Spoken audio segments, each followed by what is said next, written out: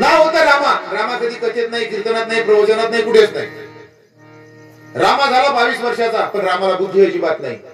बापाने सांगितलं, रामा किती दिवस असाच खातो, आमच्या भरोशावर काही काम कर आता. रामा म्हणे, मला कोणीच काम द्यायला तयार नाही, तुम्ही सांगा कुठे जाऊ.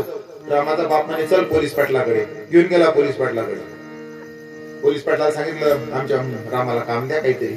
बरं बरं, तुमच्या रामाला काम देऊ का? आपल्याच गावचा मुलगा आहे, दिलं काम. पगार सांगा. पगार काहीच नाही, फक्त याला ना तुम्ही 2 टाइम खाऊ घाला. आता पोलीस पाटील काय माहित होतं, रामा सकाळी 10 पोळ्या, संध्याकाळी 10 पोळ्या, 20 पोळ्याची खुराक होती राम्याची. त्याच्यामुळे स्थायित्व आली होती सगळी. घरातला पिठाचा डबा एकटाच खतम करत होता. रामा आजपासून ड्युटी सुरू. आता रामाला बुद्धी नव्हती, फक्त शरीर दिलं होतं. झाली रामाची ड्युटी सुरू. घरी आले 10 पाहुणे. पोलीस पाटील म्हणे, रामा पाटीलबाईला जाऊन सांग, पाटीलबाईला जाऊन सांग आपल्या घरी 10 पाहुणे आले, चहा ठेवा. आला रामा किचन मध्ये. पाटीलबाई पाहुणे आले आपल्या घरी, चहा ठेवा. पाटीलबाई म्हणे, रामा आपल्या घरची साखर संपली कडे, पाटीलबाईला जाऊन सांग. आता बुद्धीच नव्हती ना. आला ना ताव ताव पाटीलबा जवळ. पाटीलबा बसलेले होते बाजूला पाहुणे. पाटीलबाच्या समोर संजीव भाऊ असा हात केला ना, चालले म्हणून मोठे पाटील की शाही ठोकायला. घरात तर साखरेचा पत्ता नाही हो, चहा ठेवा म्हणतात. किती चांगलं वाटते असं म्हटलं की, असं वाटते हारच घालावं लेकरांच्या गळ्यात. नाही कुठले पाटील पण दे, 2 लगावल्या कानाखाली. अरे मूर्खा रामा, अशा काही गोष्टी असतात त्या कानात येऊन सांगत असतात. रामा म्हणे, कानात तर कानात. झाले 4-5 दिवस. पाटीलवाचा होता मळा, त्याच्यात होता लावलेला ऊस, त्याला लागली आग. लोक आले धावत. आग लागली पाटीलबाच्या मळ्यात, पोलीस पाटलाच्या मळ्यात आग लागली. रामा भेटला रस्त्यात. रामा कुठे चालला? म्हणे ड्युटीवर. लगेच जाण सांग आग लागली, राखून जाईल नाही तर. बरोबर बरोबर. रामा धावतच आला. पाटीलबा बसले त्या आतमध्ये पेपर वाचत. रामाने 4-5 दिवसाआधी कानाखाली एक हल्ल्यामुळे थोडा घाबरलेला होता. दारातूनच आवाज दिला अंगणातून. पाटीलबा म्हणे, थांब रे, पेपर वाचून राहिलो ना मी. थांबला रामा बाहेर. जास्त वेळ नाही थांबला, 2 तास थांबला फक्त. 2 तासांनी पाटीलबा आले बाहेर. रामा काय म्हणत होता रे?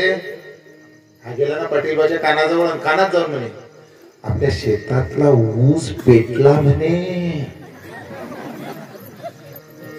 पाटीलबा म्हणे, आता राहिला शिरका तो.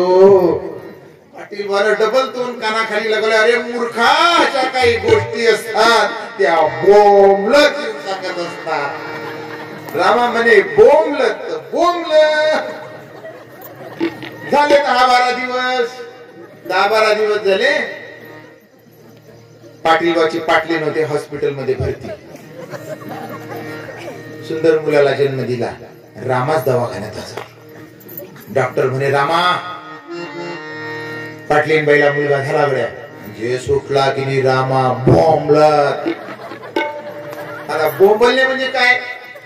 बोंबलणे म्हणजे तोंड आदरणे, त्याच्यावर एक हात आदरणे, त्याच वेळेस बोलणे. त्याच्यातून जो आवाज निघतो त्याला म्हणतात. निघाला ना रामा, पाटीलबाईला मुलगा झाला हो. पुऱ्या रस्त्यानं पाटीलबा भेटले रस्त्यात. पाटीलबानं रामाची पकडली कॉलर, 2 लगावल्या.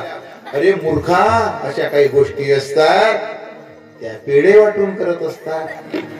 रामा म्हणे, पेढे वाटून तर पेढे वाटून. झाले 10-12 दिवस. परत पुढे पाटीलबाची आई होती 80 वर्षाची. झाली शांत म्हातारी. रामा हजर. पोलीस पाटील म्हणे, रामा आई गेली. म्हण मला माहिती आहे पुढचं काय करायचं होतं, थांबा. रामा गेला पहिली मिठाईवाल्याच्या दुकानात. 4 पेढ्याचे डबे.